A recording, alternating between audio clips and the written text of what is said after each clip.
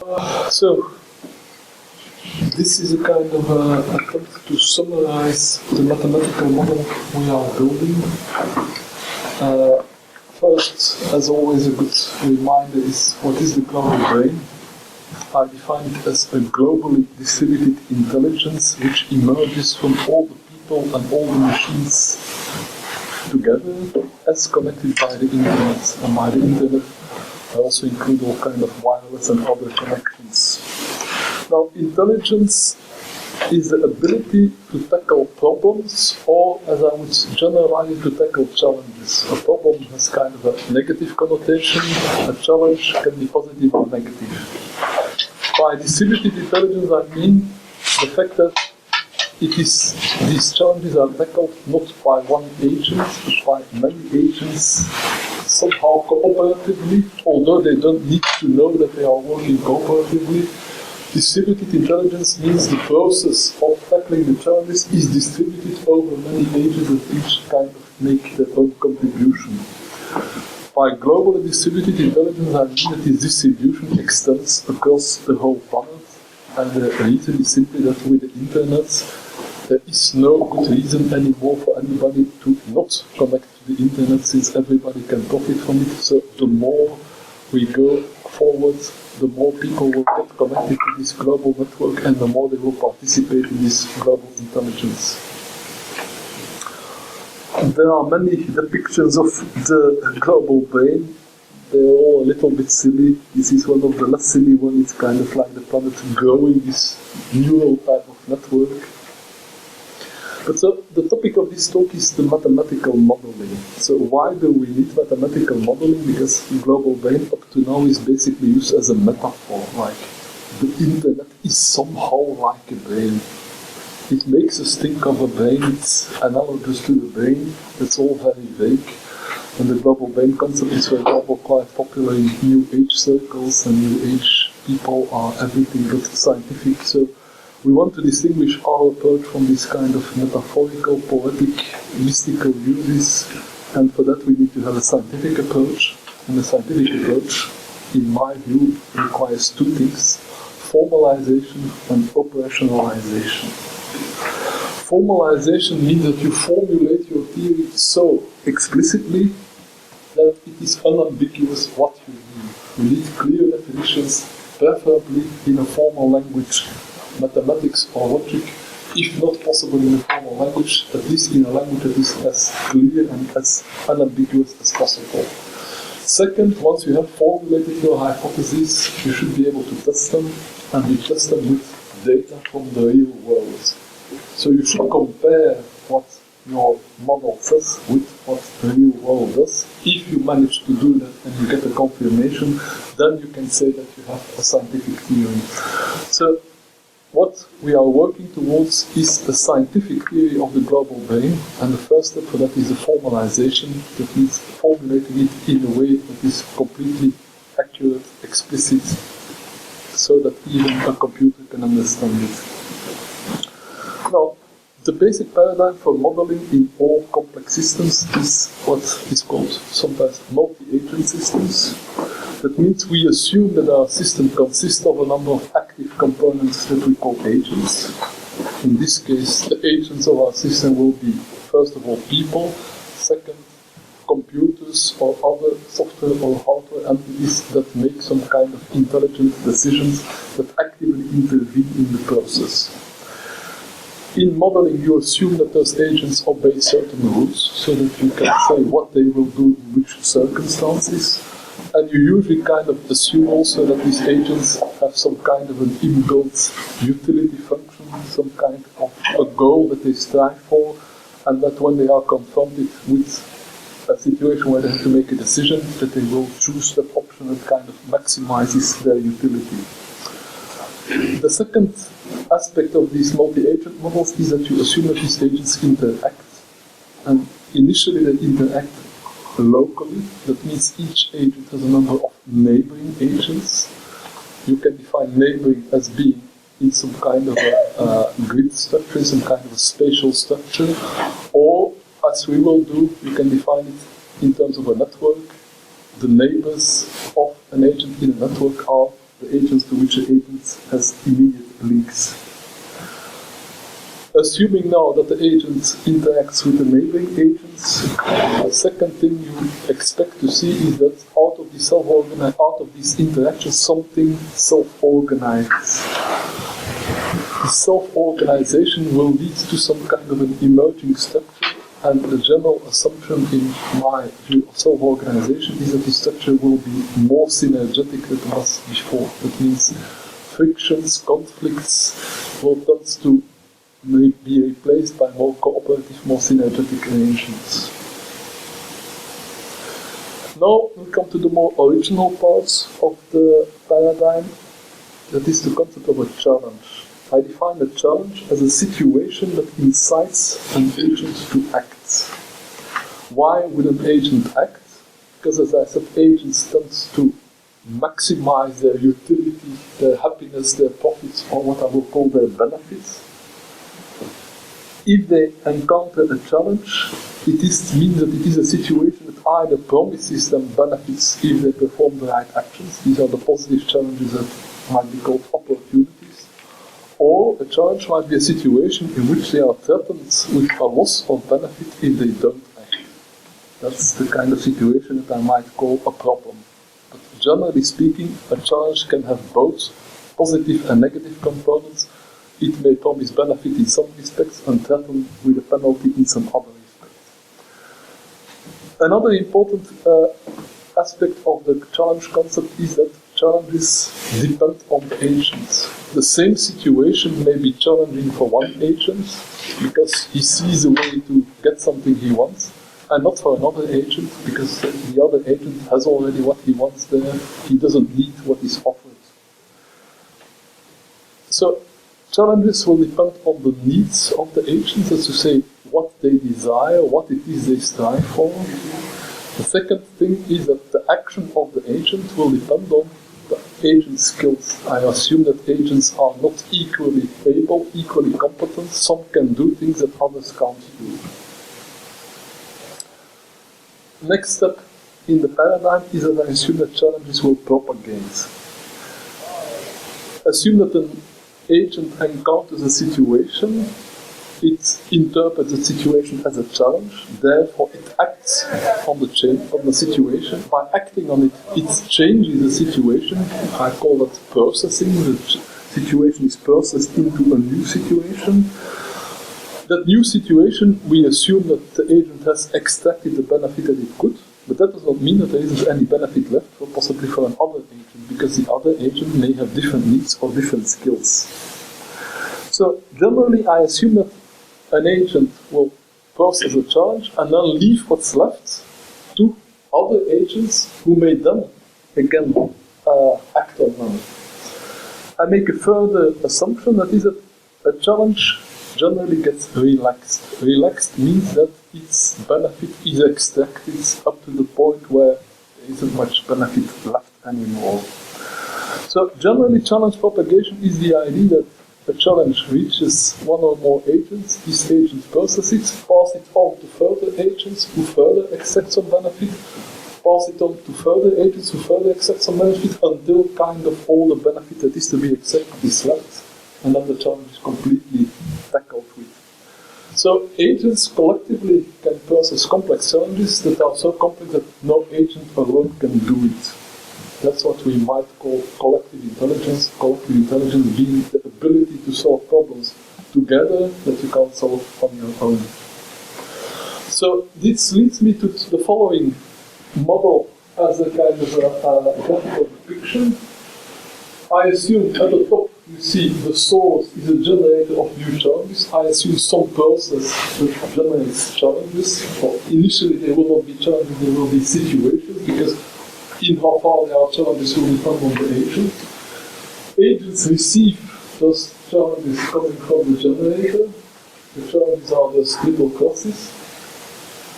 In the agent there is a queue, so kind of a buffer, kind of a reserve, where the agent stores challenges that it has received. But the agent can also receive challenges from other agents.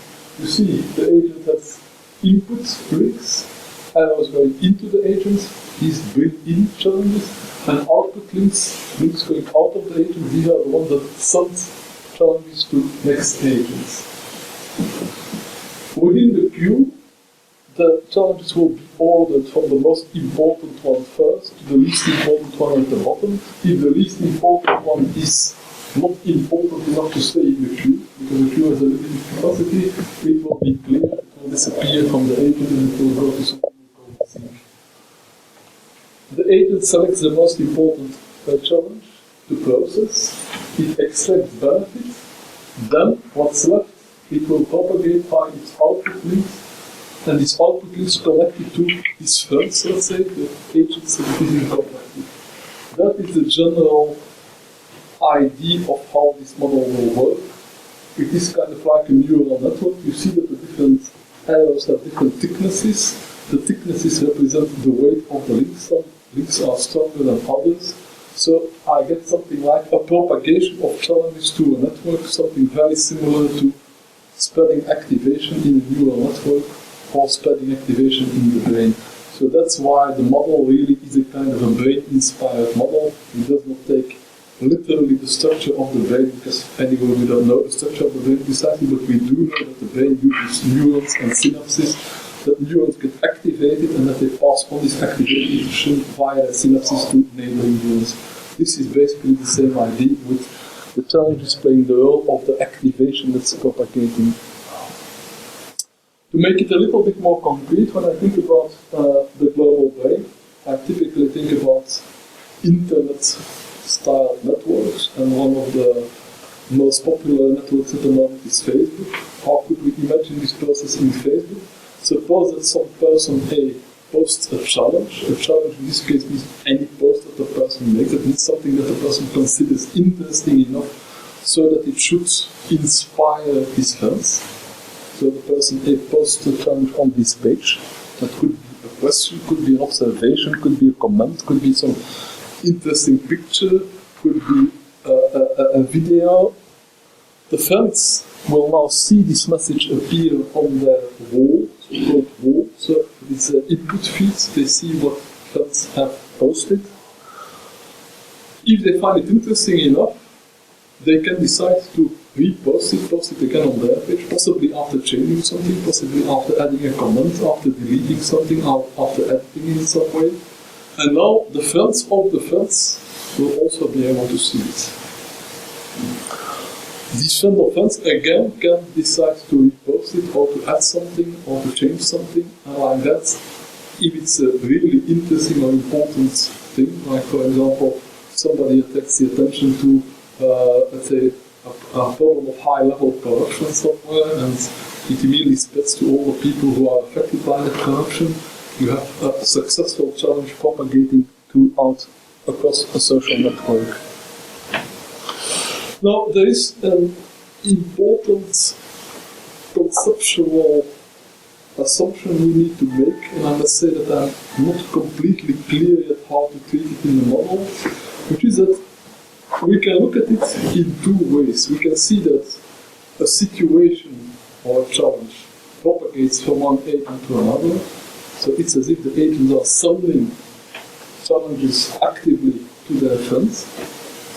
But we could also see it as the situation is there and it is visited first by one agent, then by another agent, then by another agent. So we could see it as a situation moving across the network from agent to agent, but we could also see it as agents moving across situations. And if we think about the internet, two examples that seem to fit into two different interpretations. When I receive an email and I forward it to my friends, it's as if I am the active part and it's a message that is just being moved, being transmitted. On the other hand, when I'm surfing the web, it's as if the message is there waiting for me and it's I that's moving across the web. It's not the message that's moving, it's I that's moving.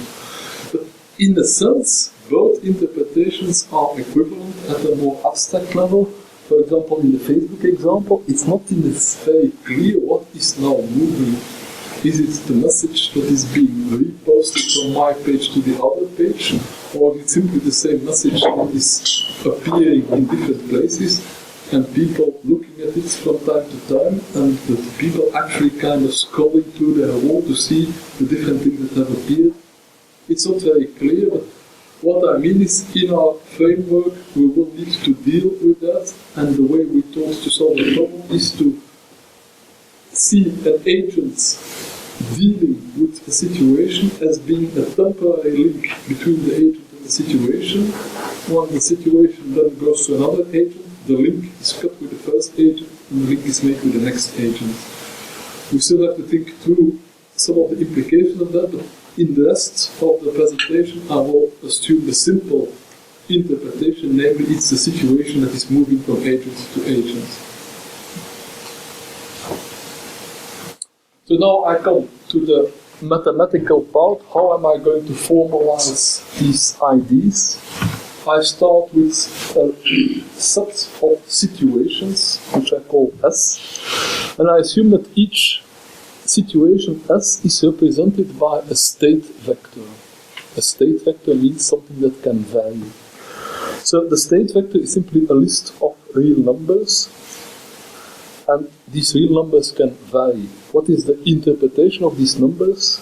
These are what I call valences. Valence is a term from psychology that indicates that something is positive or negative, that it makes you happy or it makes you sad. So if the number is larger than 0, it generally it means a positive value, a valence. That means something that the agent can extract a benefit from. If the number is negative, I assume it's a loss of benefit, or what I will call a penalty. I further assume that there are two types of valences, and that's a terminology that comes from economics, rival and non-rival. With rival valences or rival components of the vector, you should think about material kind of entity. That means that when one agent consumes the material resource, it's no longer available. If I eat a banana, I can't give it to you anymore, it's gone. Non-rival resources, on the other hand, are things that I can consume and still give to you. I can read a text and still send the text to you. The text has not disappeared because I have read it. So these are more kind of informational resources. And for simplicity, I assume that the first m components of the vector are the rival ones, and the next m plus 1 to n, that's to say the total number of components, are the non-rival ones. Now, I have this description of the situation. A situation is kind of a description of the objective states of the environment with which an agent is confronted at a certain moment. But I said that challenges are subjective because different agents have different needs. These needs will be represented by the same kind of vectors, the same dimensions, the same real numbers. Each agent has one specific need vector. And the need vector represents its ideal situation. It's a kind of situation where all its desires are fulfilled, while the agent is completely satisfied. So the need vector means that if the agent is in a situation equal to the need vector, it will not be inclined to do anything because it's perfectly satisfied. So a challenge can then be defined as the difference between the need vector and the actual situation vector S. The bigger the difference, the less satisfied the agent will be, the more the agent will be inclined to do something in order to extract the benefit that is implicit in the difference.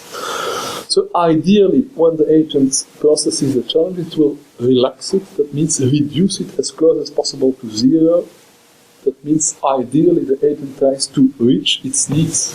It tries to reduce the situation to its need vector. Now, benefits is a quantity, a total quantity that the agent can extract. How do I measure that? I measure that simply as the sum of the absolute values of the components of the vector. these absolute values of the C's, the components of the challenge vectors, are the differences between the need and the actual situation. So it is what the agent lacks in order to be satisfied. If it can extract that number, it will be satisfied, so it is a measure of its degree of satisfaction. But if I calculate it as absolute values, it means I don't take into account the sign, whether it's positive or negative. There still is a difference between positives and negatives. How do I take that into account? By assuming that the negatives are things that the agent cannot ignore. The positives are resources that the agent can extract if the agent wants to. The negatives are problems that the agent has to deal with, so he cannot ignore them. That means if an agent gets a situation with some negative components, those negative components will automatically be given to the agent as a penalty. The penalty is equal to the sum of the negative components. These are kind of the problem aspects at the moment the agent gets the situation with negative aspects. It kind of automatically gets punished, it gets the penalty.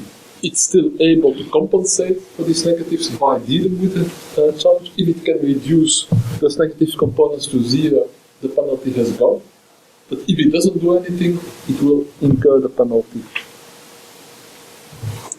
Now, as I said, I assume that challenges arrive at an agent, and the agent does not have to deal immediately with each challenge. It can store them in a kind of a memory, which I call the challenge queue. The challenge queue is simply a list of the challenge vectors received by an agent. That list has a length q. That length is limited. It may perhaps depend on the agent, but we assume that an agent has a maximum storage capacity. It cannot remember or it cannot deal with all the challenges that it encounters. I assume that within the queue, the challenges are ordered by intensity. The formula for the intensity was on the previous page. The most intense ones are at the top, the least intense ones are at the bottom. And then I assume if the agent gets more challenges than its capacity, the least intense ones are eliminated. Another little bit more complex concept is the skill vector. We assume that different agents have different abilities. They can process challenges with more or less success depending on what kind of challenge it is. But we also assume that the agent does not know exactly beforehand how much benefit it can extract, but it can estimate it. And how does it estimate it? Based on its experience. We assume that as the agent processes more challenges, it will remember which challenges it processed, and it will multiply those challenges it processed by the amount of benefit extracted, and like that make a kind of a weighted average. Weighted by the amount of benefit extracted, that means that the ones with the highest benefit will have the highest weight. And the sum of all these extracted challenges I will call the skill vector. The K is the skill vector, is the sum of the challenges experienced multiplied by the benefit. Note that I don't need the absolute value of that or the length of that vector. I need it only as a direction.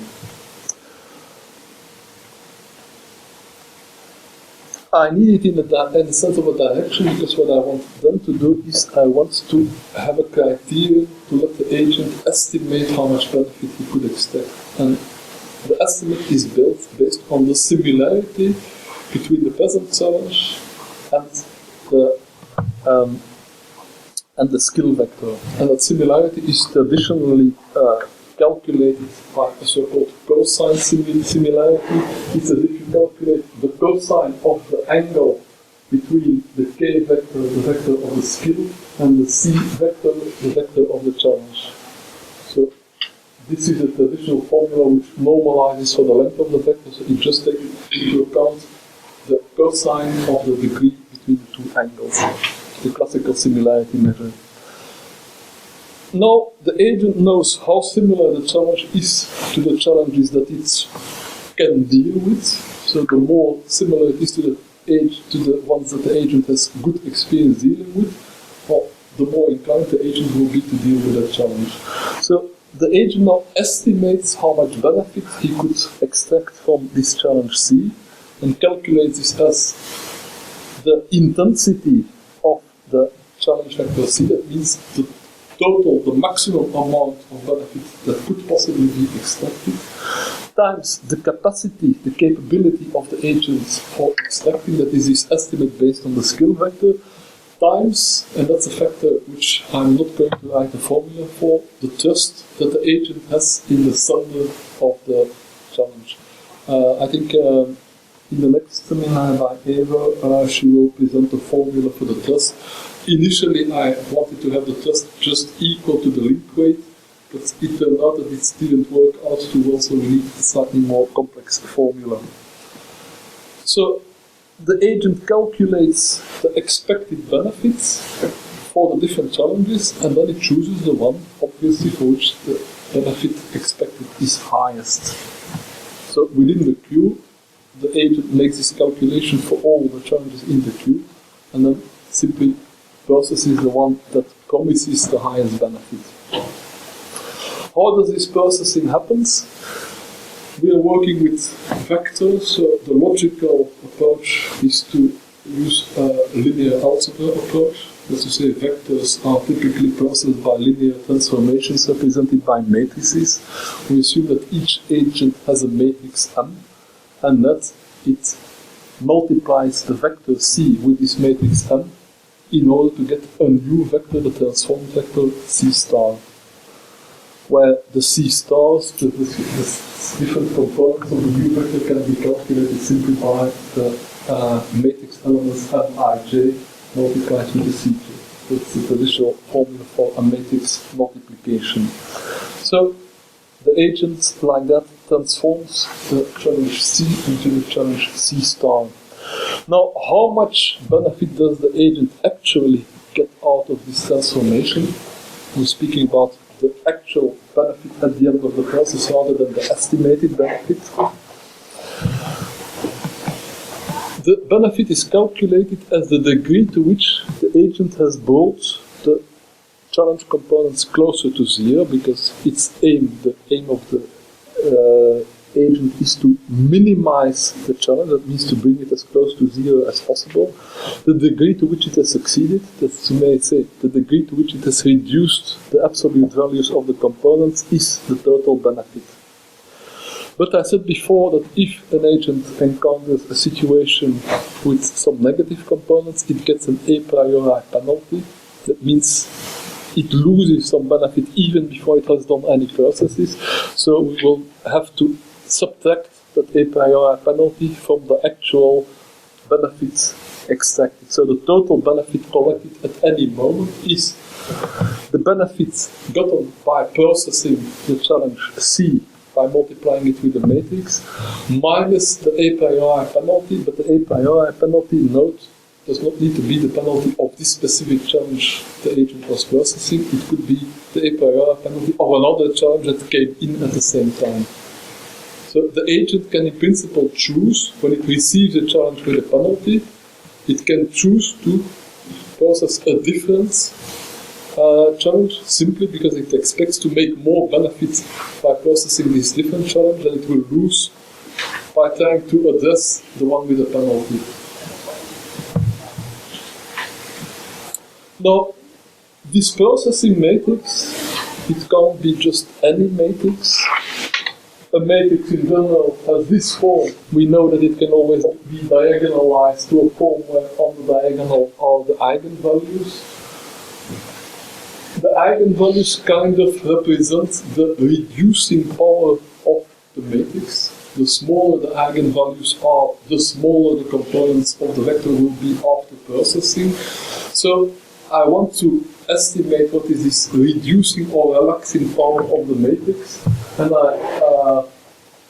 I calculated simply as the average eigenvalue, that means the sum of all these diagonal elements divided by the total number of elements. Note that the sum of the diagonal elements is the same whether I use this matrix form or this matrix form. If I use this matrix, so we just go to the trace of the matrix with the same number. So this lambda average, that is kind of the power, the absolute power of the matrix in reducing challenges, in extracting benefits.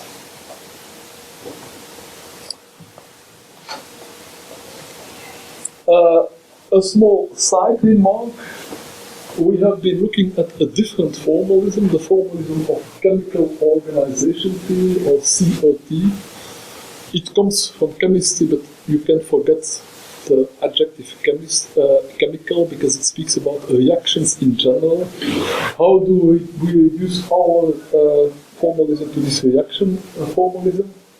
We assume that vectors and matrices are sparse, that means that most of their components are zero. So in a typical situation, there will be only a few components that have a non-zero valence. That means that if I have, for example, initially a list of numbers Ci that are all zero except the values of 1, 4, 5, and then I multiply it with a sparse matrix, I will again get an output vector that is sparse. So let's say that I have an output vector C star with everything zero except for 2 and 7. Then I could write this transformation from the vector C to the vector C star simply by saying component 1, component 4, component 5 together are transformed into component 2, component 7 with a star. I write this with a plus, not because it's a plus in terms of numbers. It's a plus like used in chemical reaction that means actually an and. The conjunction of C1, C4 and C5 together produces the conjunction of C2 star and C7 star. So here the arrow is the agent for this transformation. The agent in both cases is the transformation. It's a transformation from an input situation to an output situation. So this notation here has the same meaning. This notation here has changed. If I would write this with vectors, I would write it with commas and with zeros in between. So I would write C1, 0, 0, C4, 0, etc. gives. So the commas have been replaced by pluses, but the arrow has the same meaning. So this is the reaction form, like I have some molecule C1 and the molecule C4 and the molecule C5, and together they give me these other molecules. It has the advantage that chemical reaction theory gives us a much more qualitative formalism, not so much a quantitative formalism, but a qualitative formalism where we can see how there are networks of reactions that emerge that have some nice properties of closure, so that we can interpret them as organizations. That's why the term chemical organization theory comes from. Now, these are the basic elements of my formalism for processing challenges. I can now add some additional measures which we haven't yet explored in much depth, but which I think will become very useful later to see what's going on. The first measure is the agent fitness, and the agent fitness is simply the total amount of benefit that the agent has accumulated until now. So agents who are doing well will have a lot of benefit, will have a lot of fitness, and will in theory be able, if at some later stage we allow them, for example, to buy things with their benefits, they will be more powerful, they will have more resources than other agents. If we are thinking in a later stage, for example, of a kind of an evolutionary model where there is a natural selection, we could at some moment decide that agents that have a too low fitness are eliminated, while agents that have a high fitness reproduce. That's one possible variation. At the moment, I'm just thinking about fitness as a kind of a general measure of success for an individual agent. Now, fitness will depend on two independent properties. First, the property of the agent itself, its ability to reduce challenges towards zero. These intrinsic abilities I will call IQ of the agent. On the other hand, it depends on its concrete circumstances, namely which challenges did it get. If it was lucky to get a lot of challenges that gave it a lot of benefit, its fitness will be high, even though it may not be particularly skilled at extracting the benefit. While another agent may be very skilled at extracting benefit, but he has the bad luck that he only got very poor challenges, he will have a low fitness. So the agent IQ is a measure of the intrinsic abilities. It's a little bit like IQ is defined with people as the general problem-solving capacity.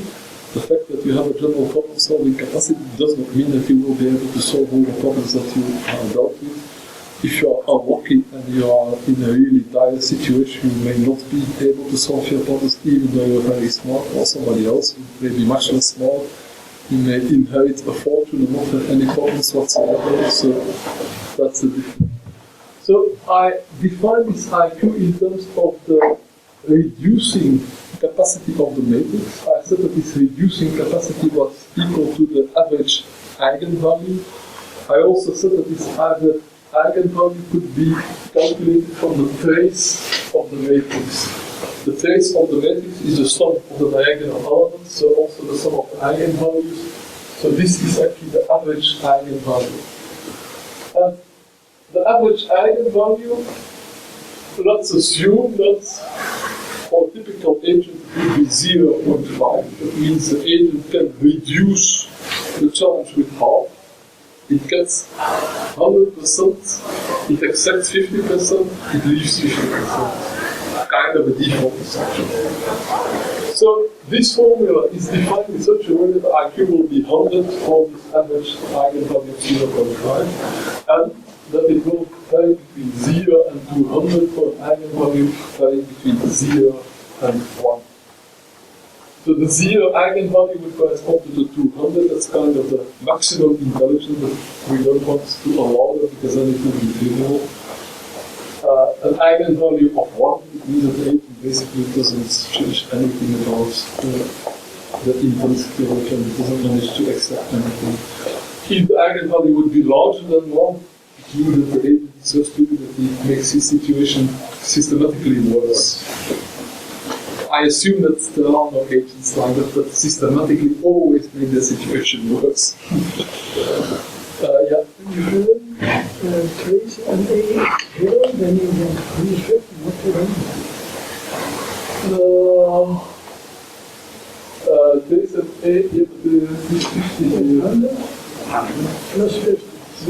If this is 0.5, so this trace and No, A. Zero. You mentioned it last line. Zero. If this is 0, then I get 150. Yeah? Should be 2. Maybe there should be a factor 2. Yeah. Okay.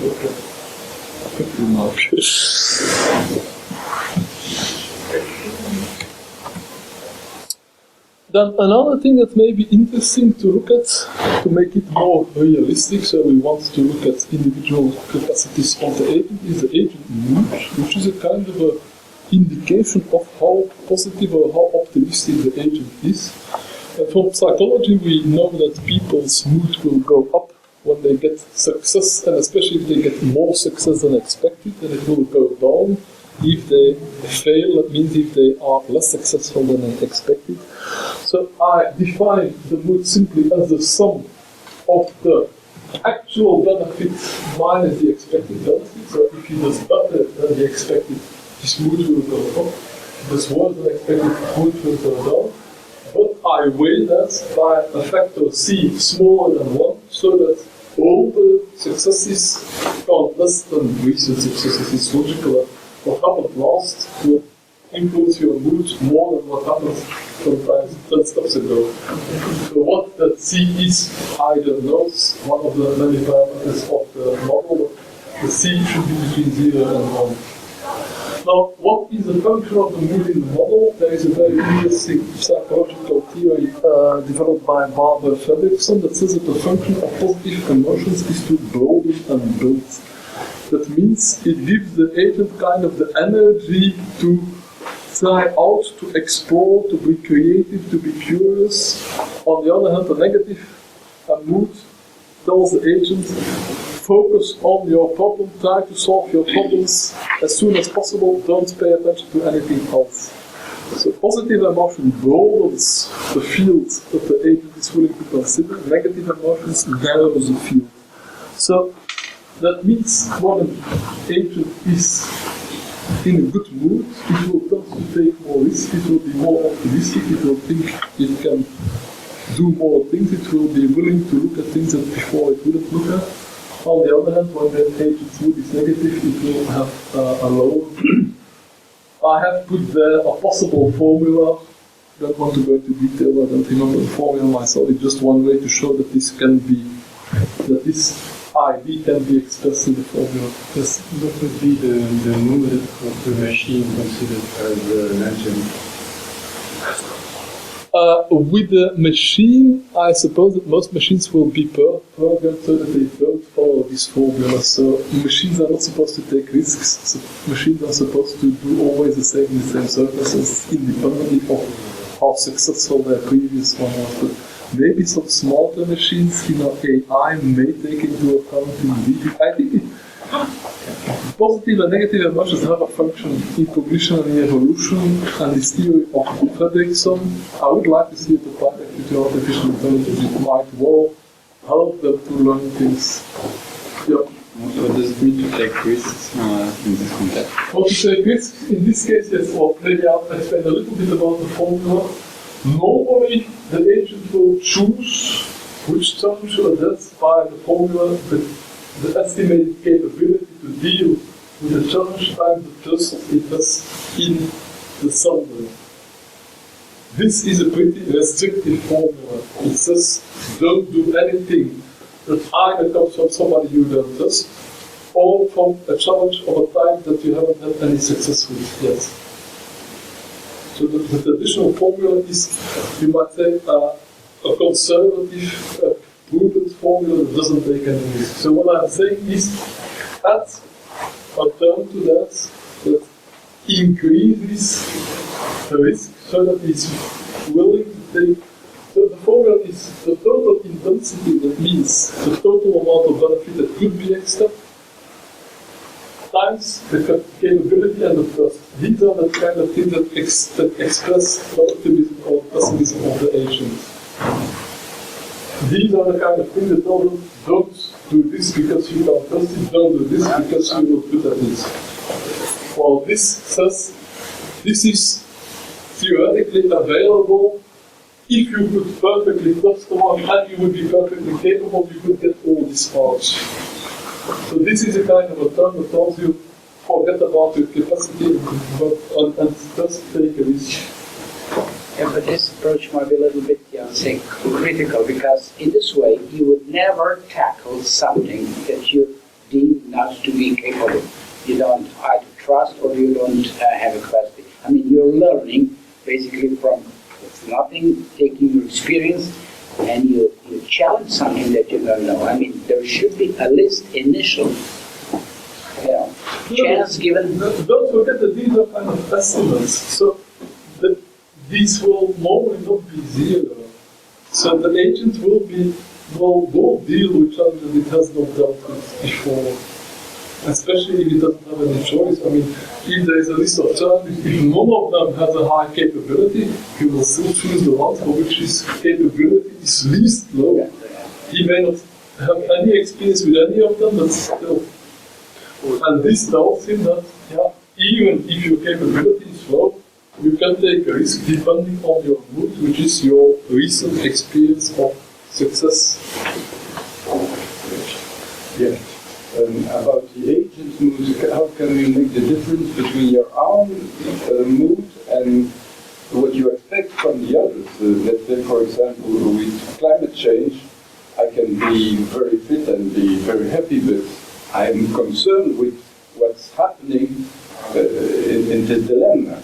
And so my mood is changing because I'm becoming pessimist not about my situation, but about the global situation. At this moment, do you also define your own mood in terms of others? Yeah, but because you are related with the mood of the others, it's a collective change. Yeah, so you define your own mood in terms of how do you think they feel, let's say this way. And then you sort of act that according to that. Well, So I think it will depend all on the model of the propagation of challenges. If, for example, global warming is a problem that propagates to me, so that I take it into account and I see that there is less progress made than I expected, my mood will go down. And if at this moment I don't feel capable and I don't see anybody else being able to reduce the penalty from global warming, my mood will go down. Because you said mood is optimist or pessimist, and the mood sense of urgency is the difference between, I think with global warming, it's your sense of urgency that will make you initiate. You get more pessimistic because global warming, and so you get more urgent to react. So pessimistic is not necessarily a negative. No, it gets more urgent because I think it's the extreme of pessimism and the extreme of optimism that will make you move. In the case of global warming, suppose that global warming is a big problem. It's intensity high, but capability low, and mood low because you haven't made any progress. Then what will happen eventually? No, and I think there you have a critical. It's not linear. It's a critical point. At a certain moment in the mood is extremely low, there is a reaction that will start. And it's the same on the positive side. These are not linear things. These are whatever curves. Well, the non-linearity is in the fact that there is a cube. That means in the cube they are ordered by this Vx expected benefit, and it's the Vx that determines whether the challenge is tackled or not. So it could be that the cube contains lots of easy challenges. Those easy challenges get solved, but the difficult challenge, the global warming, remains there. And at a certain moment, its intensity becomes so high that suddenly you switch and say, I have to address it now. If you look at what is happening after taking internet, you have more and more revolutionary moves. Huh? Mm-hmm. And they are exactly when you have this tension of something which becomes too pessimistic, and then suddenly it induces an activity. It's counterfactual. I have to take two more implications of this formula to see what it captures, but what this situation should say is that when the mood gets low, you concentrate more on the one with the highest intensity, but also with the highest capacity and trust. And the problem is with global warming, your capacity is not going to increase. Your trust in the one that suddenly to you may increase. The intensity may increase, which means that at a certain moment it becomes the one on which you focus. You know what the parallel I make? In economic theory, you have the price elasticity, it's a bit of design model, and you have the snap effect products. And snap effect products are contrary to price elasticity. So the more expensive a Rolex watch is, the more you desire it. And I think you might have something like that to be built in here also. A bit of a snap effect of challenges. Well, we don't have that in our model, I would say, but it's worth considering for the future. I think that there is a point here that in social dynamics, when people have nothing to lose, their mood is very low. When they have nothing to lose, they will tend to take more risks. Yeah. And when they have high mood and they have everything to lose because they are rich and everything goes well, they will tend to take less risks in order to preserve the situation. So there is a kind of a non-linear effect relative to... But don't forget that the mood does not depend on how much you have absolutely, but how much you have relative to what you expect. So it's like the rich guy who has everything he wants, but he doesn't get anything more. His mood will not be particularly high. While the poor guy who has very little and has a little success will suddenly feel more better and be willing to take more risks.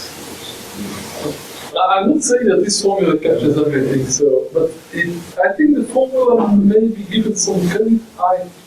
We should think through the implications.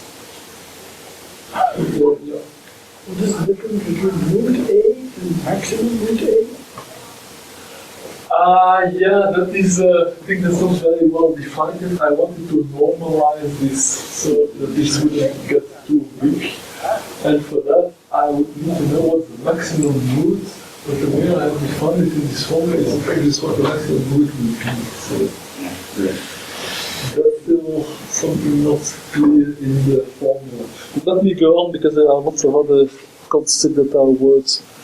That's another one that I recently introduced that is simple enough in the definition. Whether it will do the job is the question.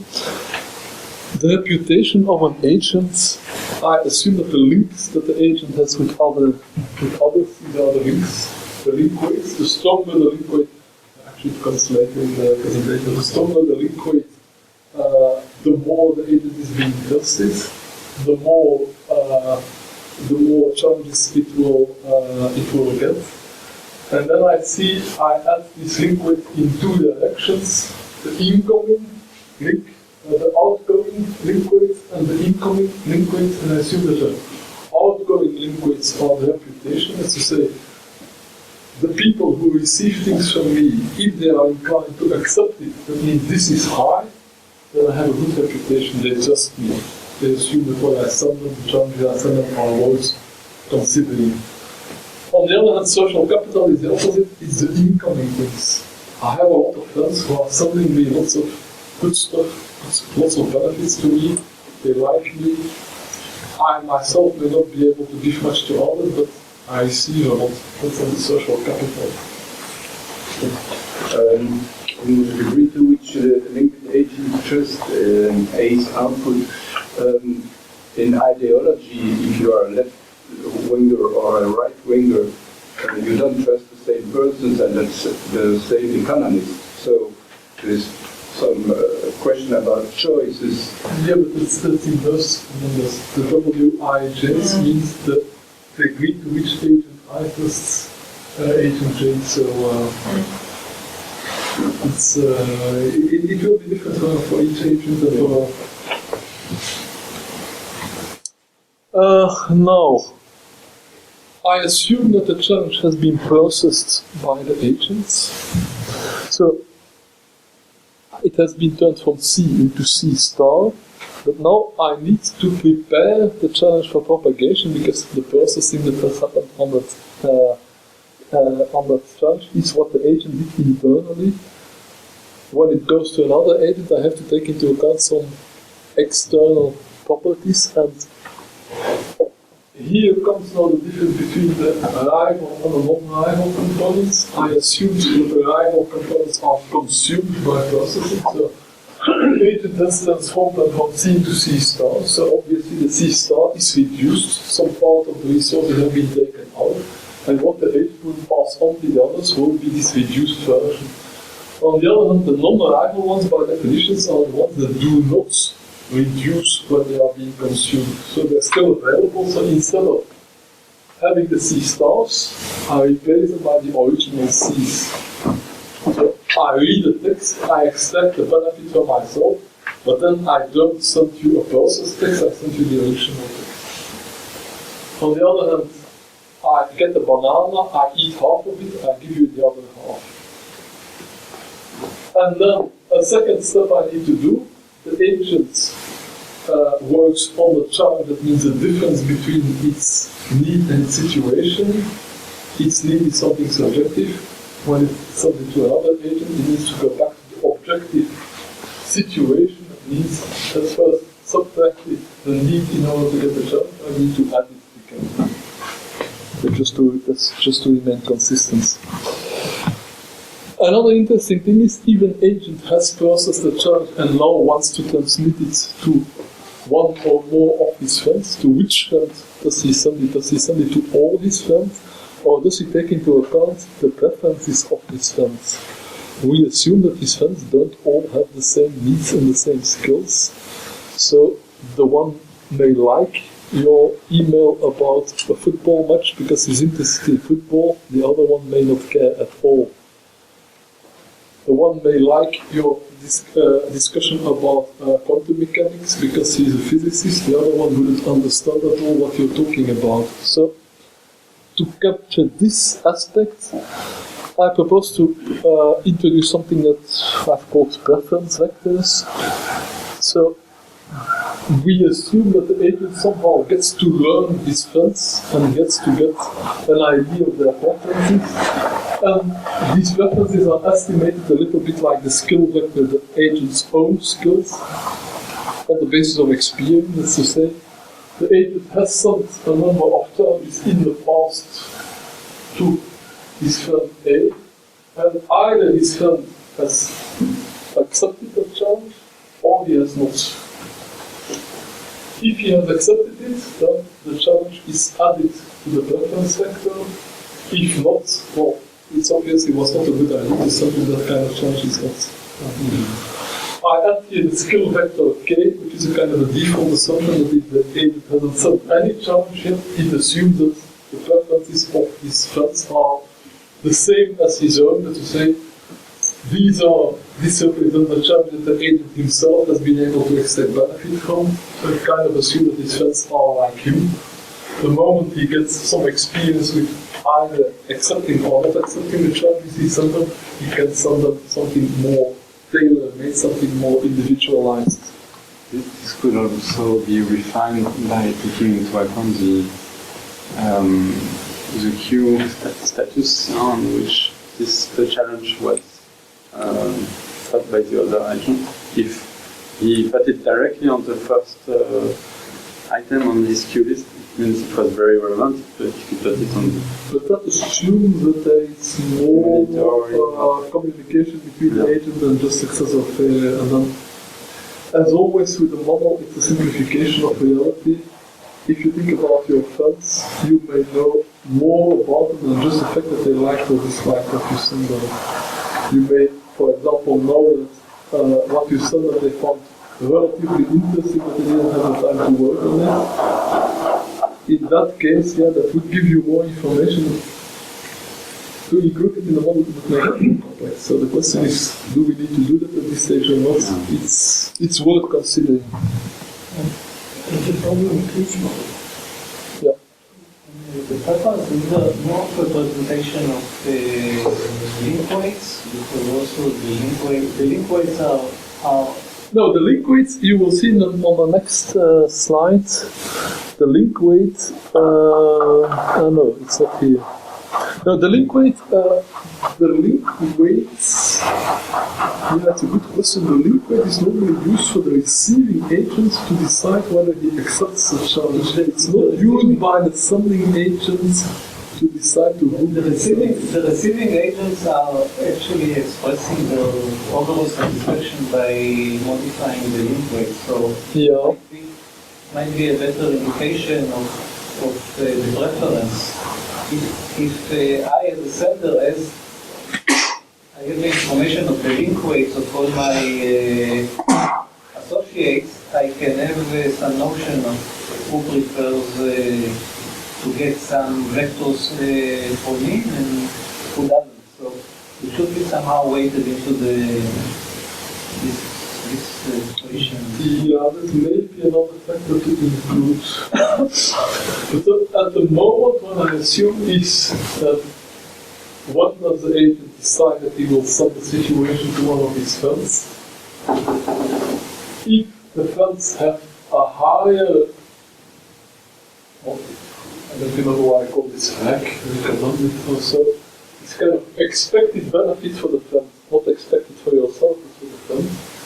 The expected benefit for the friend has to do with the absolute intensity that is available times the similarity of the vector with the preference. The preference is your estimate of what the other one likes. The more similar it is to what you think the other one likes, and the more intense it is, the more likely you are to send it.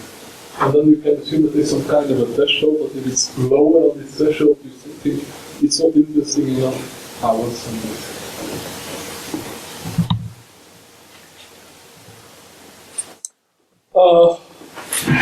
Another relatively simple extension is to think in terms of a payment.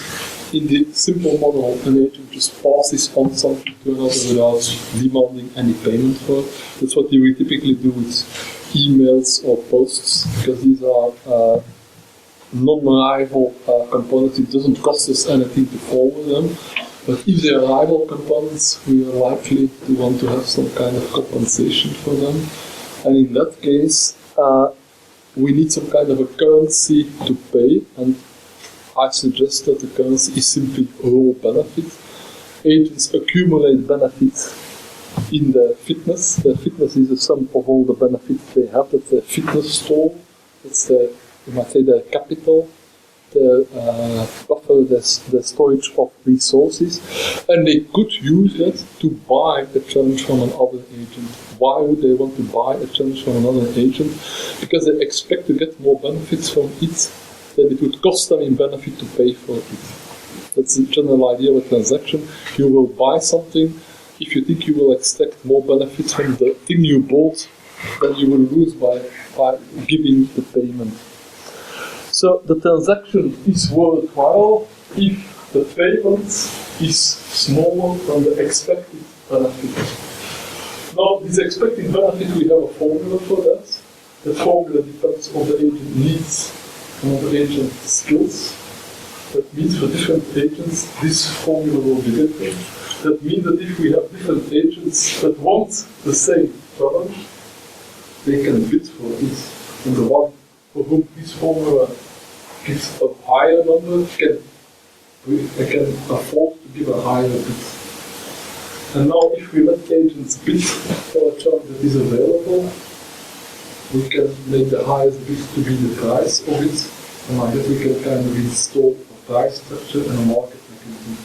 I haven't further thought this through, but it's one of the, I think, logical extensions of the model. The original extension is like a gift economy. You just give challenges to others. In this case, you could say, well, in some cases you might want to have compensation, and it becomes a more traditional market economy. And the agent should make a choice based on the queue, not on the difference between price and. So then the choice is not a queue anymore, no? Well, if it has in its queue something that has a bigger expected benefits, then it would not bid for this one at this stage. It would only bid for this one if it doesn't have anything better yet. Yeah. We always assume that when an agent has different possibilities, he will always choose the best one, the one he expects more benefit from at this moment. But that means that the moment the benefit is accepted, that option disappears, and he will look for the next best one. And the next one might be one that was already waiting there. It can be a new one that comes in, or a new one that you might possibly buy from someone else.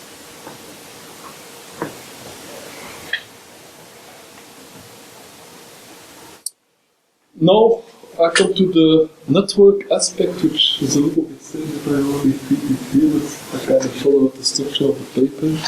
So what I'm saying here is more or less confirming what I said before. I assume that I have a set of agents A that form a directed weighted network. That means that there exist links in which some agent AI is linked to some agent AJ, and that these links have a weight where I assume that the weight is a number between 0 and 1.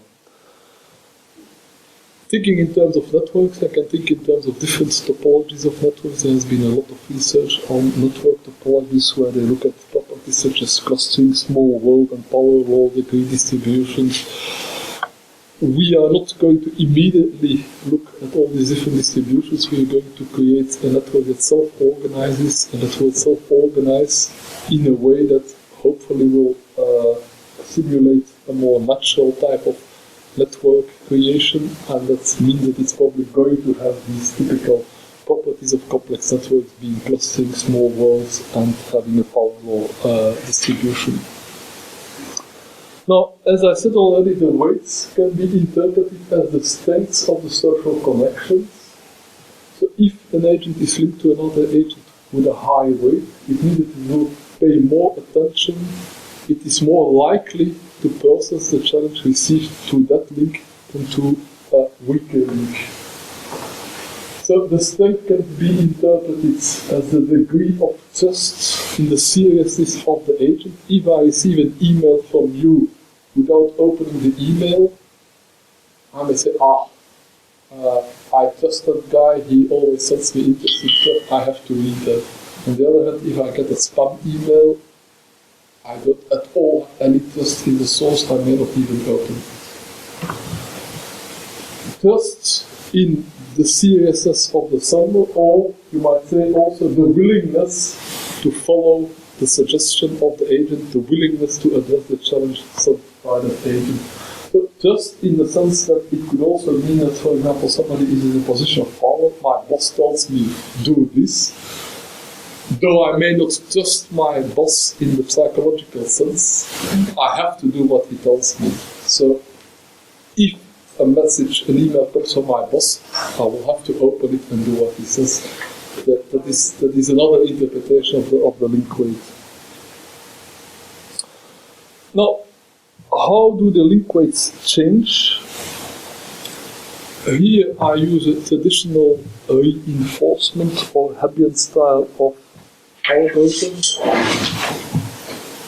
The delta Wij is the change in link weight, which is equal to the link weight now and the difference between the link weight at the next step and the link weight at the previous step, so the increment in link weight, will be a function that is proportional to the benefit extracted. So, when a challenge was successfully transmitted across a link so that the receiving agent got benefits, the link weight will increase. If you send me something that I find useful, next time I will pay more attention to what you sent me. And the more useful it is, the more my trust in you will increase, the more I will be inclined to follow your suggestions. This epsilon is a classical learning constant.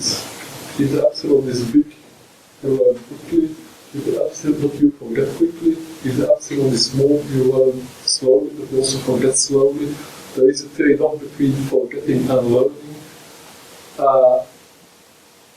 If the epsilon is fast, typically the last few events will have much more weight than the ones from a long time ago.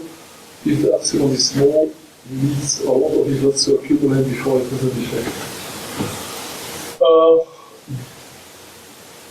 This reinforcement, it reinforces the link.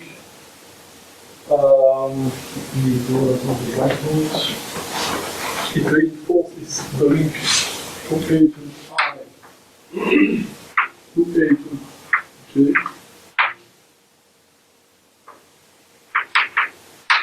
But maybe I should also reinforce this link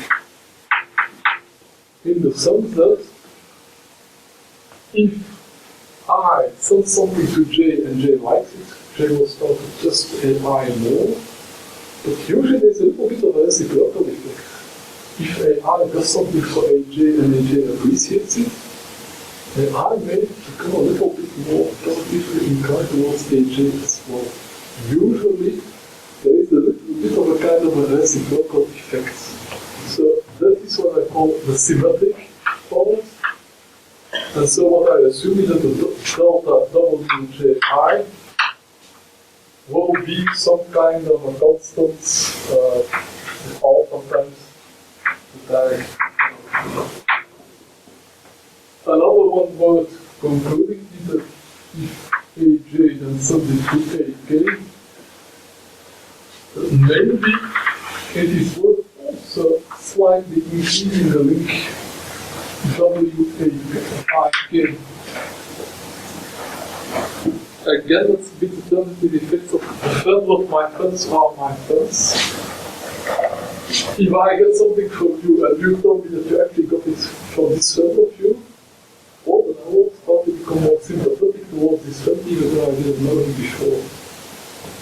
So, these two will probably need to be added in order to let the network expand, in order to create more links than the ones that are there. Now, why do we need especially this idea of expanding the network? That is because, as I said, I would like the network to self-organize. We could impose a network, means we use some methods to create a topology for a network and we put that into the system and then see what happens. What I prefer is to start with a system where there is no network yet, and then I let it function randomly. I take a challenge, give it to one agent, and then let that agent send it randomly to any other agents. That's interesting because the moment an agent sends a challenge to another random agent and that second agent likes what he gets, well, that's the beginning of a friendship, you might say. If I get an email from somebody I have never heard of before, but he sent me something really interesting, well, I will be more inclined next time to pay attention to him. Maybe I will start a conversation with him. So that is kind of a way to create a network. You allow random connections from time to time. An agent can send a challenge to somebody randomly. If that receiver is happy with what he gets, you use the same formula to create a link. Instead of now having a delta Wij, that means an increase in the link strength, the increase is actually the link strength itself. I start from 0 and I immediately jump to the benefit extract. So what I assume is that initially I have this random network. That means there is not really a network yet, but links. It's as if there are random links. Challenges are propagated randomly. The moment one of those challenges is appreciated, a link is established. I also use sensitivity and symmetry to kind of a little bit model the social dynamics of getting the friends, to getting to know the friend of friends. I expect that this will give me a social network that looks kind of like a normal network. But still, I would like to have the ability to continue with random jumps even after the network is formed. Once the network is formed, I assume basically propagation will be along the links. But I would like to have the possibility that still from time to time a jump occurs, for which I have used this formula. Again, I'm not going to go into detail because there are many different possible formulas, so that the idea is simply that the higher the total weights, the less probability there is for a random jump. If you have lots of friends, you are less likely to start to talk to someone or to some stranger. If you are in a city where you have never been before, you don't know anybody, you're much more likely to start talking to a stranger than if you have already a big network of friends there. So these are all the components of the model. What is the model now supposed to do? I generate my agents, I generate my links, I generate my challenges, and I let the challenges propagate. I expect that a challenge at a certain moment will spread, will diffuse to a certain degree until its benefit is more or less spent. Some challenges will spread a lot. They will become kind of like good memes, or kind of like a global consciousness so that everybody knows about it. Most of them will just die out after 1 or 2 steps. That's the challenge. That's the dynamics on the short term. On the longer term, not just the challenges will move, the links will move. New links will be created, links will be reinforced, links will be weakened. The topology of the network will redraw itself. It will redraw itself in order to self-organize. And with self-organization, we know that generally you end up in some kind of an attractor state. That means in a kind of an equilibrium, where things may still be moving, but you don't really go back to the state you started out from. I speak about an approximate attractor state because I still have some random elements in there. There are randomly generated challenges, there are randomly generated links, so it can never really settle into a deterministic regime. There's always some noise, some perturbation, some shaking of the system that creates surprises. So if I get some kind of an attractor state, it will be an approximate attractor. That means a fuzzy attractor. You don't really know whether you're in or out. But an attractor in the sense that I expect some kind of stabilization. Now, how could we measure that degree of stabilization. What really interests us here, it's a model of the global brain, is distributed intelligence. So what we really expect and hope to see, that is that if the model self-organizes, its distributed intelligence will increase up to the level where it reaches this equilibrium. So we need, first of all, a measure of distributed intelligence, and that's, for me, simply everything is calculated from the base of benefits. I now calculate the benefit for all the agents over all time. So I make the sum of the benefit collected over all time steps and over all agents, and I divide it by the number of agents and by the number of time steps. So I have the average benefit per agent for the whole network. Now I need to compare this average benefit to what would happen if there would not be this self-organized network, because I want to distinguish a global brain regime from a regime without collective intelligence. The assumption is that collectively they can do much more than alone. So I need to compare that with the average benefit and B, no propagation. I think it stands for no propagation. That's a regime in which no challenges are propagated to friends. There are no friends, there is no network. Agents get their challenges individually, they accept benefits from it, and then they don't know what happens to it. So, that proportion I define as the distributed intelligence of the network. It depends all the time. Because, of course, I cannot the network run for a certain time t, and the assumption is now. I first assume that in general the distributed intelligence will be larger than 1. It would be a pity if the agents together do worse than they do on their own. I also assume that as time passes, this distributed intelligence will increase because the network is self-organized. It learns which kind of connections are synergetic, which kind of connections bring benefit to all parties, and it learns which connections are counterproductive. So it should learn better how to propagate, which service to propagate to which other agents. So the distributed intelligence should increase, and then my assumption that it's stabilized is that at some stage, if I go further enough, it will no longer increase. It will stabilize. These are kind of basic assumptions that seem plausible, but need to be confirmed. Another question you might possibly ask is, will there be some kind of a sudden transition? If distributed intelligence in time, if let's say I start from 1, will it go something smooth like this, and that is then the maximum? Or will it rather make a sudden jump? That sudden jump would be imply some kind of a singularity.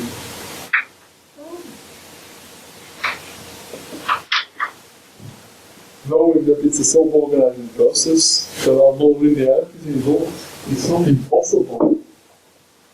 I think it's more likely to see this process, but it would be interesting to see this process. It could also, it could do all kind of strange things that I don't know. But if it would do these all kind of strange things, I would suspect either that it's not a good model, or maybe, that's my image of the global brain is a little bit naive and that I neglected lots of complications. But anyway, what I would like to see is the shape of this curve. There is some kind of agent, like machines, which are specialized in storing reputation, references of the other agent. I mean, for instance, Facebook, is it an agent like all the other agents? Yeah, in the paper I had some more sections about special non-human agents that should be included. The problem is that all these systems like Facebook and so, they're so quickly evolving that it's kind of difficult to have a general model. What we certainly should do is insert a number of these what I would call non-human agents that do things like aggregating information or maybe changing information in a mechanical way without having a benefit function, or just making information, spreading it to everybody, like form agents. Also another kind of agent that I consider a sensor agents that just bring outside information into the system. There are many variations possible, but I'd say that it would be good to first know just the human element, and then start to bring in these kind of what I might call system agents or technological agents, and see what effect they have on the process. If the process is really working efficient, then there should be ideally no theoretical maximum of distributed intelligence. The system should always be able to become more and more. That's a good question, because I assume that there is a maximum because it's based on benefit, and I assume that the benefits depend on the challenges. And there is, with the case of rival components, there is a finite amount that gets exhausted. In the case of non-rival ones, I also assume that if every agent has received the information, no further benefit can be extracted. That means if you get the same information twice, you don't extract benefit twice. No, but it seems that the challenges are constant. There are constantly new challenges appearing, but the new challenges are also appearing in this case without enough work. So in that sense, there is a limited amount of benefit available in the challenges. So this cannot become unlimited with respect to this. So the upper form has its maximum the benefit that's injected into the system.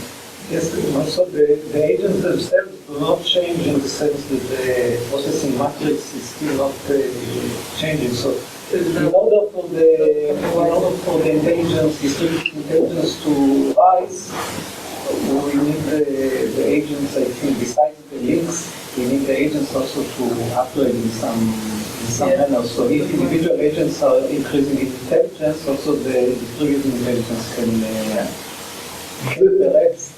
rise above what is expected. Yeah.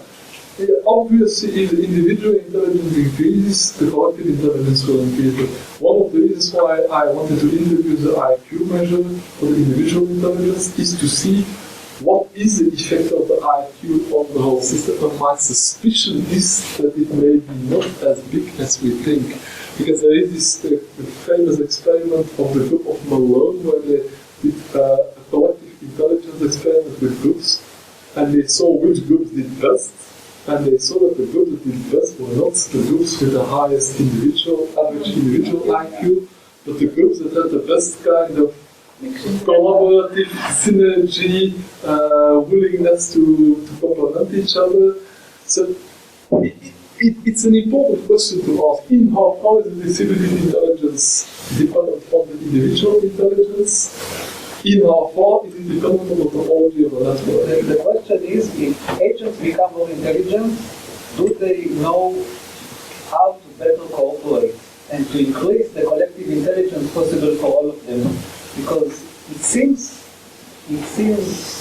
fair, I don't know, it has to be researched that the more intelligent agents there will be, they will be capable to interact and cooperate in better ways that are not available to less intelligent agents. So also there is a positive feedback. So between the individual intelligence and the collective, the possible maximum collective intelligence that can be achieved. It runs contrary to the results of Malone's experiment. It's one of the many questions that a simulation like this should hopefully help us to answer. Yeah. These are not trivial questions. I want to say this dynamics or this one actually is the same as any question. It depending on how you, it depends how, of course, how you define the time. Time resolution is also important. You have to model something. You have to have an idea about what is the smallest time constant of the system. Well, the unit of time, I think, is one processing event. That will be kind of the book. I think there probably will be. Is also defining your sampling rate. That is related to stability of system. Right. Well, depending on the sampling rate, you may find this or you may find this. So the sampling rate must be the double of the pattern of the system.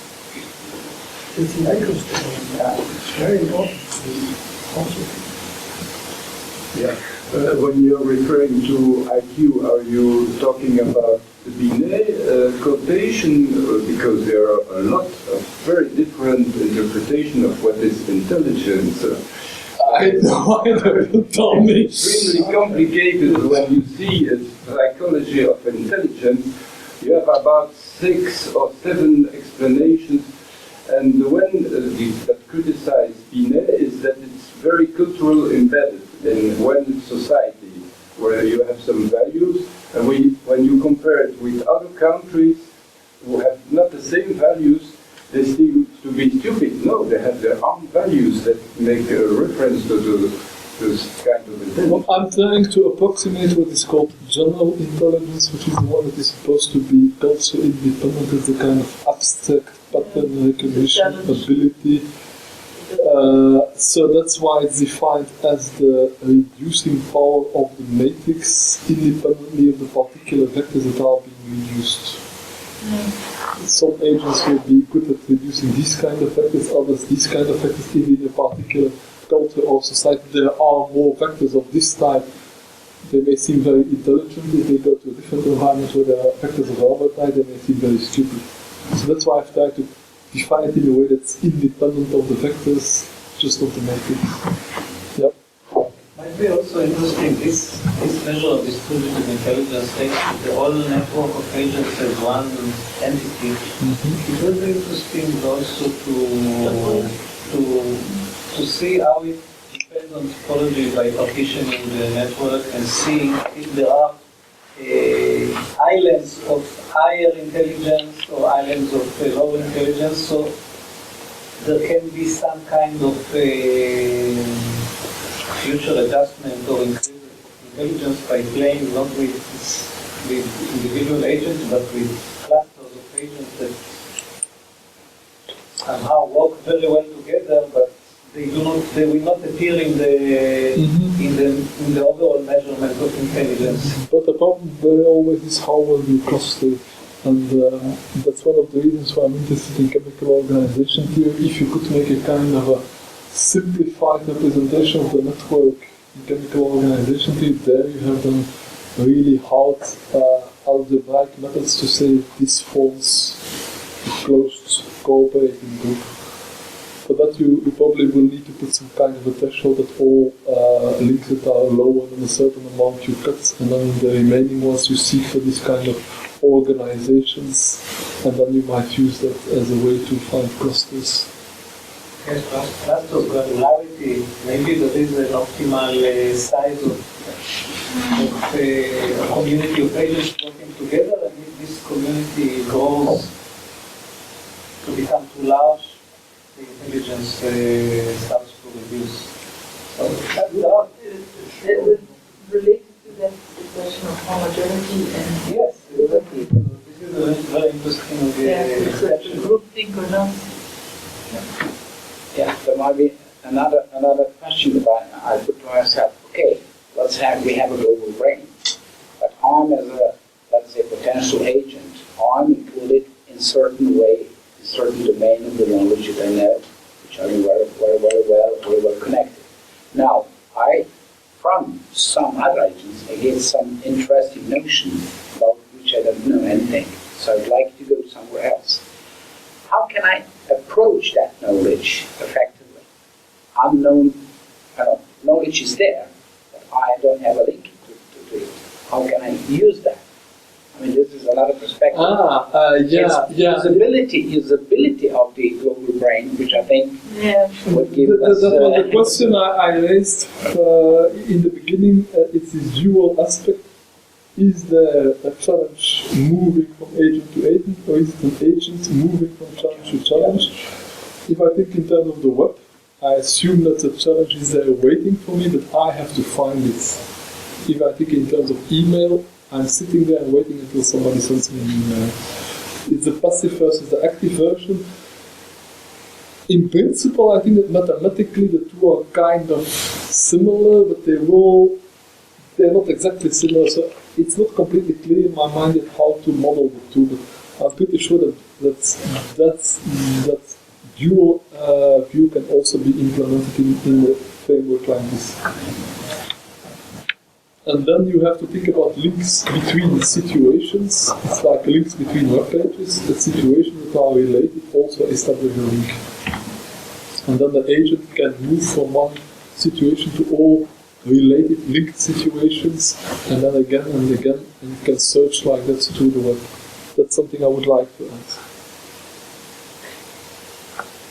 In the average intelligence, you say the benefits.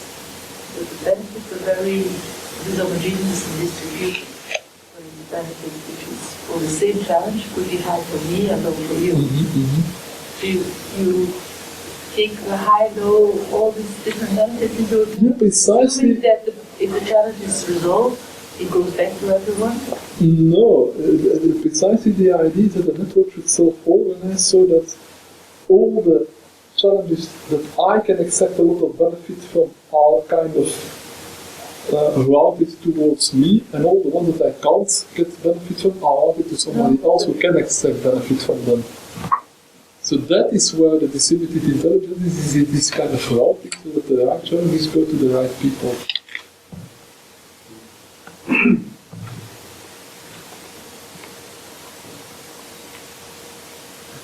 And that is what we hope will self-organize, but that needs to be shown. I mean, the preliminary simulations, whichever we'll discuss tomorrow, show that there is an increase of distributed intelligence, but how much we will find out next week.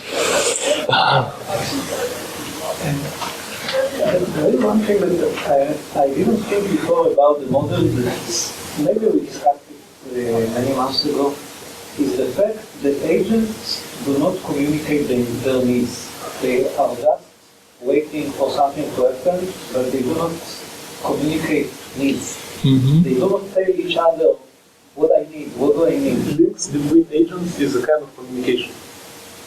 Yeah. Yes, but what They change the Well, the preference vector is kind of this kind of communication. You send things to your friends and you learn what the needs are by the fact that they either accept or dismiss your proposal. So again, so you don't tell me anything, and just by your reactions, I just try to... Yeah, that was a question we had before also with Clément, that is, how sophisticated is the communication between agents? If you want to have a simple model, it's good to start with a relatively simple form of communication. Because what you certainly should not do, it's the kind of mistakes they made in older models before there were complex adaptive systems, is kind of omniscience. That is kind of the idea that an agent needs everything it needs to know. It knows everything it needs to know. That never works in reality like that. It always needs to establish estimates based on locally available information, which is not the whole information that is there. There's always the way evolution works. I still had a few slides, maybe. One of the problems with a complex model like this is that it depends on a lot of parameters. There are quite a number of variables. On my next slide you will see a list. And that makes it difficult to explore because you cannot vary all these parameters at once and try out all their values. But usually the system is in such a way that there is a parameter that has always some kind of a special value where the effect is annihilated. It means only if the value is different from 0 or 1 or some other value does something happen. For example, you could have the number of rival and non-rival components. There is a parameter m that tells you how many of them are rival. Or you could put m to 0 and say they're all non-rival, so I don't care anymore about things being consumed and not being able to be processed. So most of these parameters have a value where things become simpler. And that means that we have a modular design, we have features that can be easily switched on or off, depending on whether we think it's relevant for our particular simulation. We just include it or we don't include it. Other things like IQ, you can calculate it if you want, but if you're not interested, for example, in the distribution of intelligence and in its effect of individual intelligence on distributed intelligence, you just forget about the IQ. You just let the thing run without looking at the IQ. So, it is a very complex model, but on the other hand, it's, I think, quite easy to handle in the sense that you can put in or leave out whatever you want. So, that means that there are many variations possible, and we'll have to choose a number of variations that are most interesting to look at. Some examples of applications, as I already suggested, we could look at purely at the market economy. We could, for example, have a system in which every challenge needs to be paid for. There is no free lunch. Vice versa, we could say nothing has to be paid for. It's a gift economy.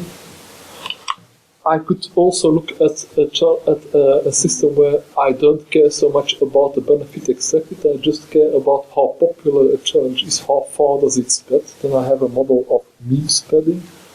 I could also have a model where, again, I don't care much about what benefit there is, but where I care about who establishes links with who. I may have a model of the evolution of the social network. So depending on the kind of things I focus on and the others I don't include or I put them to value 0, I can use this model in principle to model a great variety of many different things. Here is a small list of parameters.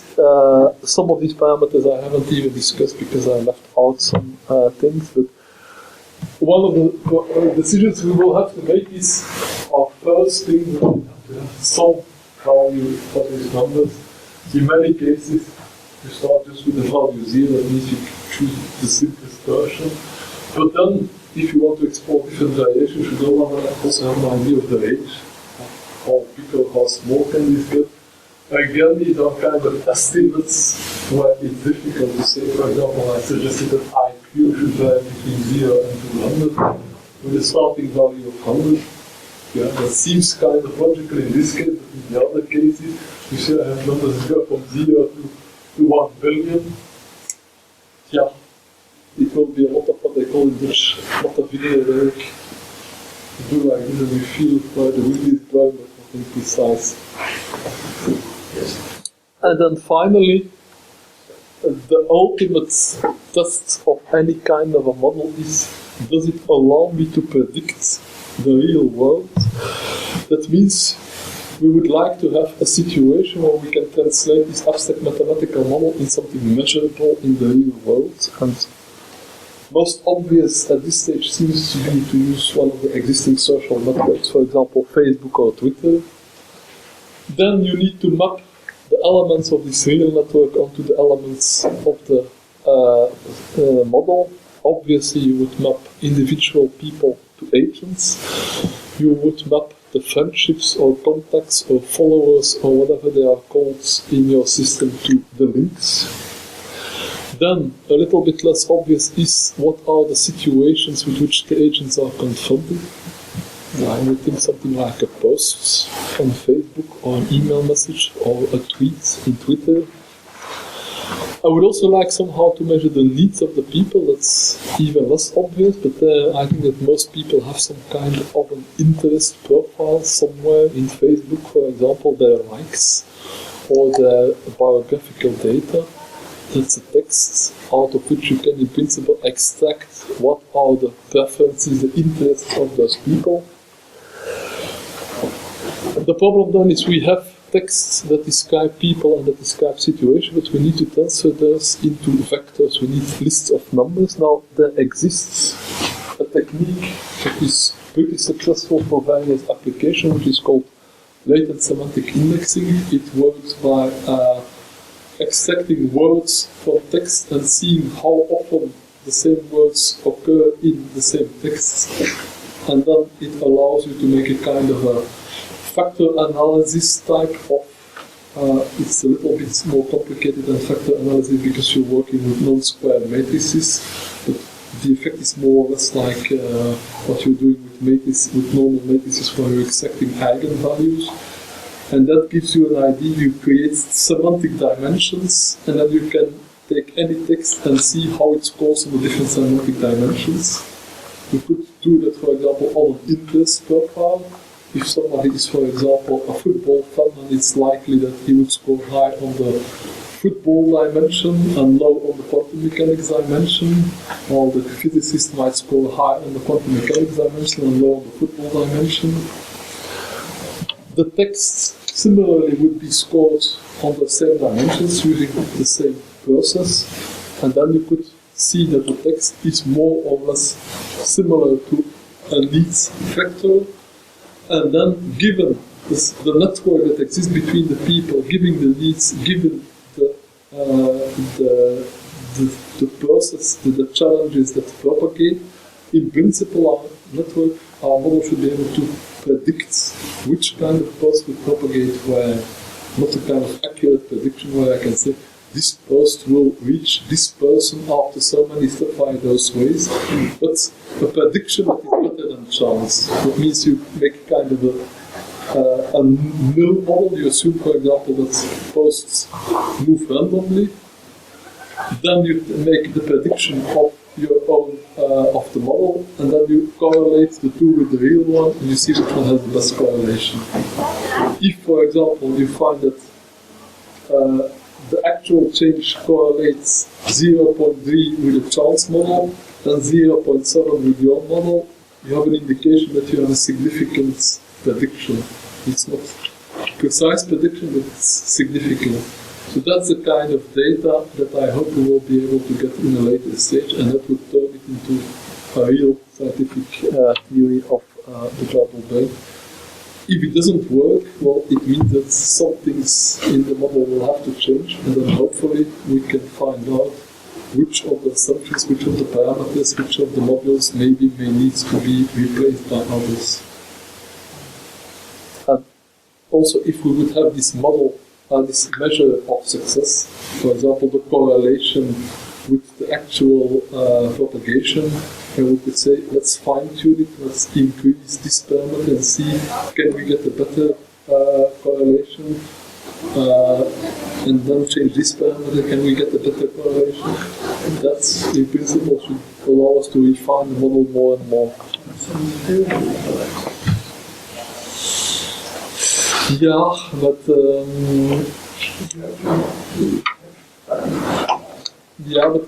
problem is in this kind of things you're working with discrete models with an enormous number of possible variations. I think that this kind of sensitivity analysis, I'm not sure they will be very useful in this case. Which may cause instability, basically.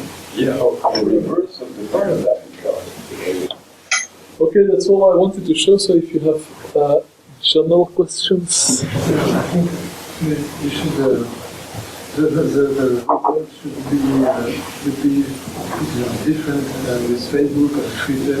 Both are centralized network, like distributed network, centralized network. But the rules of the game on Facebook and on Twitter are totally different. And people say on Twitter you learn to hate the people you know, and on Twitter you learn to love the people you don't know. You know? Because of the rules of the game. That's part of the topology and the dynamics of the network, and we should be able to adjust the parameters of our model such that the one case it will look more like Facebook, the other one it will look more like Twitter.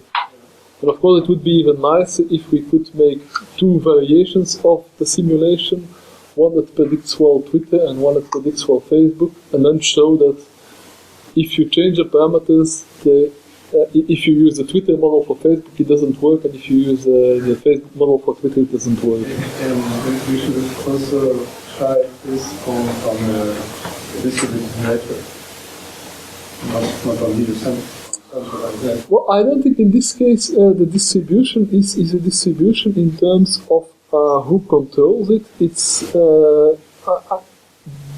that's not included in the model. In the model, you only think in terms of individuals with links, and those you have in Facebook, and the fact that there is somewhere a Facebook administration behind it that steers it, it's not part of the model. I think it changed anything. It may, yes. That's one topic I was discussing with Eva, that in her PhD she would like to make a comparison between self-organization and hierarchical organization, where what you call the more centralized control would then be the hierarchical aspect.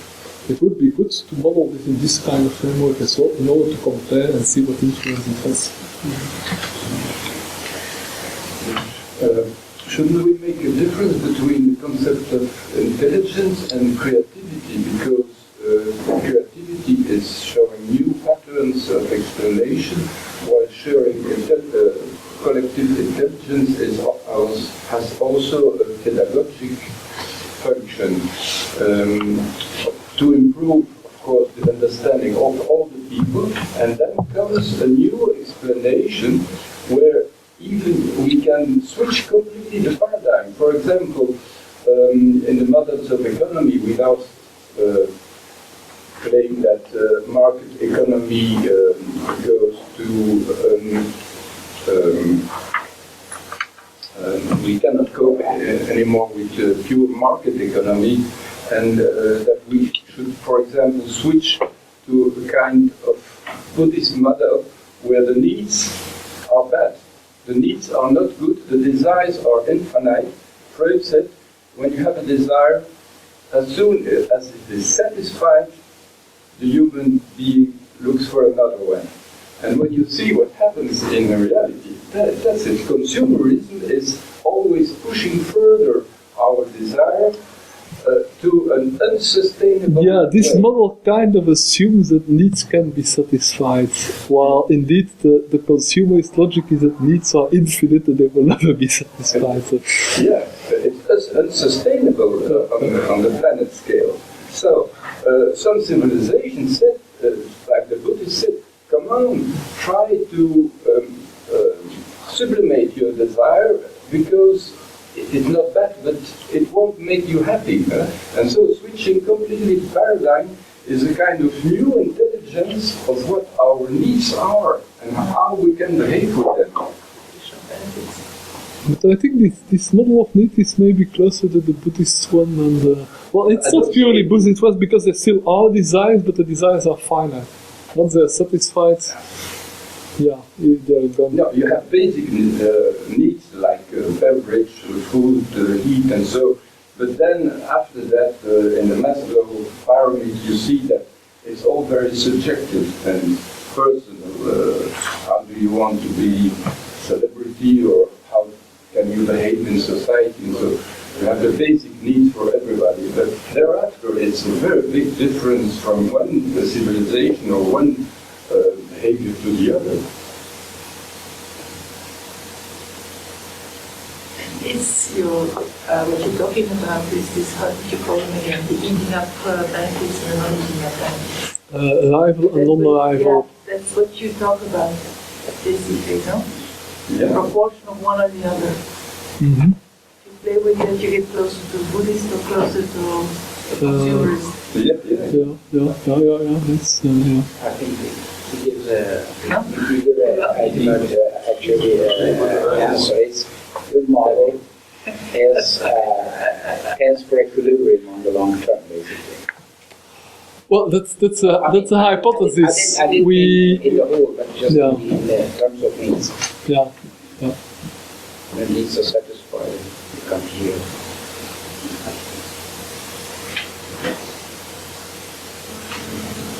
So when is it running? Well, next week we will see a first example of it running, but it's still preliminary.